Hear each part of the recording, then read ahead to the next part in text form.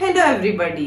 मेरा आज का टॉपिक है इम्पोर्टेंस ऑफ ऑर्गेनाइजिंग। उसका पहला इम्पोर्टेंस है बेनिफिट्स ऑफ स्पेशलाइजेशन। तो शुरू करते हैं बेनिफिट्स ऑफ स्पेशलाइजेशन। तो पहले ऑर्गेनाइजिंग के द्वारा टोटल वर्क आइडेंटिफाई किया जाता है, फिर उसको डिवाइड किया जाता है कॉम्पैक्ट एंड कन्वीनियंट जॉब्स पे। उससे क्या होता है कि वो जॉब्स डिफरेंट डिफरेंट इंडिविजुअल को ऑर्गेनाइजेशन में असाइन कर दिया जाता है, उनको वो काम करने को दे दिया जाता है।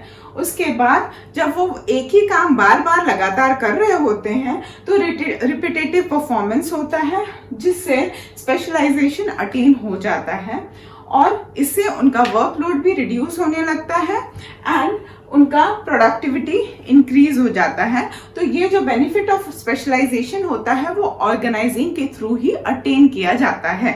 अब ये हमारा सेकेंड पॉइंट है क्लैरिटी इन वर्किंग रिलेशनशिप। तो ये ऑर्गेनाइजिंग के through superior subordinate relationship create किया जाता है, या इसका मतलब ये होता है कि पहले ही डिलिबरेटली ऑर्गेनाइजेशन में हायरार्कियल स्ट्रक्चर क्रिएट कर दिया जाता है और सारे एम्प्लॉयज को पता होता है कि ये हमारे सुपीरियर हैं और इनसे हमें ऑर्डर्स लेने होते हैं और इनको हमें अकाउंटेबल होना है, मतलब इन्हें हमें आंसर्स देने हैं कि ये काम हुए या नहीं हुए या जो भी। तो इसकी वजह से क्या होता है कि यूनिटी ऑफ कमांड जो होता है वो इंश्योर हो जाता है और सब लोगों को अपना रिस्पॉन्सिबिलिटी पता हो जाता है। तो फिक्सिंग ऑफ रिस्पॉन्सिबिलिटी हो जाता है और इसकी वजह से कंफ्यूजन और कन्फ्लिक्ट नहीं रह जाता है, क्योंकि सबको अपना काम पता रहता है, सबको अपना बॉस पता रहता है, इसीलिए कोई कंफ्यूजन और कन्फ्लिक्ट का कोई भी प्रॉब्लम नहीं होता है, क्योंकि यूनिटी ऑफ कमांड इंश्योर होता है। हमारा थर्ड पॉइंट है ऑप्टिमम यूटिलाइजेशन ऑफ रिसोर्सेज। इसका मतलब होता है कि ऑर्गेनाइजिंग में हम ऑप्टिमम यूटिलाइजेशन ऑफ रिसोर्सेज को इंश्योर कर सकते हैं, क्योंकि ऑर्गेनाइजिंग के द्वारा हम ये इंश्योर करते हैं कि human and non human resources जो होता है वो मैक्सिमम यूज हो सके। ह्यूमन रिसोर्सेज मतलब manpower and non human resources मतलब money, machine, material, raw material. तो ये सब चीज़ें वेस्ट ना हो ऑर्गेनाइजेशन में और पूरा मैक्सिमम इसको यूज किया जा सके। तो इसका श्योरिटी मिलता है बिकॉज ऑफ ऑर्गेनाइजिंग। और वर्क भी जो ह्यूमन रिसोर्सेज को है उनको असाइन किया जाता है उनके basis of skills, knowledge, experience, qualification के हिसाब से उनको बांट दिया जाता है। इससे क्या होता है कि कोई भी कंफ्यूजन नहीं रह जाता है, डुप्लीकेशन और वेस्टेज ऑफ रिसोर्सेज नहीं होता है। एक ही काम को बार बार कई लोग नहीं करते हैं, जो काम किसी एक को असाइन किया जाता है वो वही करता है और इससे वेस्टेज ऑफ रिसोर्सेज नहीं होता है, वेस्टेज ऑफ टाइम नहीं होता है। अब हमारा चौथा पॉइंट है adaptation to change. Business organisation operate होता है डायनामिक एनवायरनमेंट में, मतलब डायनामिक एनवायरनमेंट जो होता है वो बार बार चेंज होता रहता है, वो कांस्टेंट नहीं रहता है। As a result organisation face करता है या तो चैलेंजेस या अपॉर्चुनिटीज, उसको कुछ भी फेस करना हो सकता है। तो बिजनेस ऑर्गेनाइजेशन को अपने आप को अडेप्ट करना होता है जो भी सिचुएशन है उसके हिसाब से, और फिर अपने आप को सूटेबली मॉडिफाई करना होता है ऑर्गेनाइजेशन स्ट्रक्चर को सही करने के लिए। ऑर्गेनाइजेशन स्ट्रक्चर पहले ही टॉप लेवल मैनेजमेंट क्रिएट कर देते हैं और फिर अगर इन केस ज़रूरत पड़े ग्रोथ का तो फिर वो नया डिपार्टमेंट ऐड करके नए पीपल को हायर कर सकते हैं। जैसे कि अगर कोई भी ऑर्गेनाइजेशन में finance department, production department, purchase department और प्रोडक्शन डिपार्टमेंट होता है, इसके अलावा अगर उनको ज़रूरत पड़ रहा है तो वो प्लानिंग डिपार्टमेंट बना सकते हैं और फिर एचआर डिपार्टमेंट तो रहता ही है, उसके अलावा वो लीगल डिपार्टमेंट, टेंडरिंग डिपार्टमेंट, कोई भी डिपार्टमेंट डिपेंडिंग अपॉन सिचुएशन वो नया बढ़ा सकते हैं। तो ग्रोथ के लिए वो ऐसे ऑर्गेनाइजेशन स्ट्रक्चर को क्रिएट कर सकते हैं और उसमें और भी एम्प्लॉयज़ को हायर कर सकते हैं डिपेंडिंग कि उनको कैसे एम्प्लॉयज़ चाहिए होता है। उसके अलावा भी अभी बिजनेस एनवायरनमेंट अभी और भी ज़्यादा डायनामिक हो गया है कोरोना की वजह से।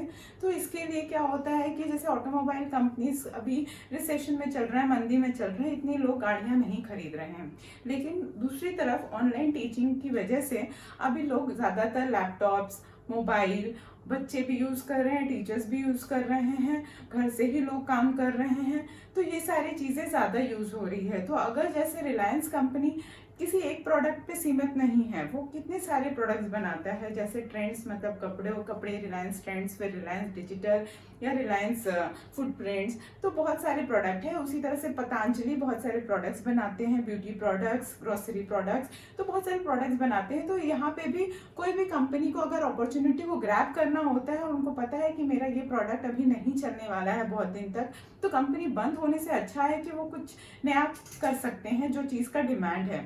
तो इसके लिए फिर वो उसको अपॉर्चुनिटी को ग्रैब कर सकते हैं, तो इसीलिए वो ऑर्गेनाइजेशन स्ट्रक्चर को चेंज कर सकते हैं। तो इससे क्या होता है कि ऑर्गेनाइजेशन सरवाइव कर सकता है, और ना कि सरवाइव ही करे, वो ग्रो भी कर सकता है। फिर हमारा नेक्स्ट बेनिफिट जो है पांचवा, वो इफेक्टिव एडमिनिस्ट्रेशन है। तो ऑर्गेनाइजेशन में पहले ही because of organising superior subordinate relationship create कर दिया गया है, अथॉरिटी रिस्पॉन्सिबिलिटी रिलेशनशिप बोल दिया गया है, और ये टॉप मैनेजमेंट डिलिबरेटली क्रिएट कर दिए हैं। इससे क्या होता है, सबको पता होता है कि कौन मेरा बॉस है, किसको मुझे अकाउंटेबल होना है, और किससे मुझे सारे ऑर्डर्स मिलने हैं। तो उनका सारे को लोगों का वर्क असाइन होता है। तो इससे क्या फायदा होता है कि कोई कंफ्यूजन नहीं रहता है, सबको अपना काम पता रहता है और अपना काम ठीक से करते हैं। उसके बाद कोई ओवरलैपिंग ऑफ वर्क नहीं होता है, क्योंकि वो काम उन्हीं को असाइन होता है, और एक काम दोबारा नहीं होता है, जैसे डुप्लीकेशन ऑफ एफर्ट्स नहीं होता है, वेस्टेज ऑफ टाइम नहीं होता, वेस्टेज ऑफ रिसोर्सेज नहीं होता है, क्योंकि ऑर्गेनाइजेशन में human and non human resources दोनों को ही बचा के अच्छे से प्रॉपर यूज करके हमें आगे बढ़ना होता है। उसके अलावा इसकी वजह से क्या होता है, एक ही काम करते करते हमें स्पेशलाइजेशन अटेन हो जाता है, और ऑर्गेनाइजिंग ने हमें डेलीगेशन ऑफ अथॉरिटी भी दिया है, जिसका मतलब होता है काम दो लोगों में बांटा जा सकता है, दैट इज सुपीरियर और सबऑर्डिनेट। तो सुपीरियर अपने एलिजिबल सबऑर्डिनेट्स को काम दे देता है, उससे सुपीरियर का वर्कलोड जो होता है वो डिक्रीज हो जाता है, कम हो जाता है, और सुपीरियर जो होता है वो स्ट्रैटेजिक इश्यूज में ज़्यादा ध्यान दे सकता है, और जो सबऑर्डिनेट्स होता है वो उसको भी बहुत अच्छा लगता है कि मैं सुपीरियर का काम कर रहा हूँ, तो फिर उसे भी एक सेटिस्फैक्शन और मोटिवेशन मिलता है। तो इस तरीके से पूरा ऑर्गेनाइजिंग प्रोसेस बहुत इफेक्टिवली चलता है, और इफेक्टिव एडमिनिस्ट्रेशन अच्छे से मेंटेन होता है। मेरा नेक्स्ट पॉइंट है development of personal. Development of personal क्या डेवलपमेंट ऑफ ऑफिशियल हो सकता है ऑर्गेनाइजिंग में, और ये होता है क्योंकि डेलीगेशन ऑफ अथॉरिटी होता है। डेलीगेशन ऑफ अथॉरिटी का मतलब होता है कि वर्क जो होता है वो दो लोगों के बीच में डिवाइड हो जाता है, सुपीरियर और सबऑर्डिनेट के बीच में। तो इससे क्या होता है, जो सुपीरियर होता है उसका वर्कलोड थोड़ा रिड्यूस हो जाता है, वो ज्यादा फोकस कर सकता है स्ट्रैटेजिक इश्यूज पे और कंपनी के फर्दर ग्रोथ के ऊपर। एंड दूसरी तरफ सबऑर्डिनेट जो होता है उसके अंदर सेंस ऑफ रिस्पॉन्सिबिलिटी जनरेट होता है, और वो बहुत मोटिवेट होता है कि वो सुपीरियर का काम सीख रहा है। तो इसको कहते हैं डेवलपमेंट ऑफ पर्सनल। तो वो दोनों तरीके से होता है, सुपीरियर का भी हो जाता है और सबऑर्डिनेट का भी हो जाता है। Next 7th point of importance हमारा है expansion and growth. So organisation structure ऐसे क्रिएट होता है कि उसमें एक्सपेंशन एंड ग्रोथ का बहुत स्कोप रहता है।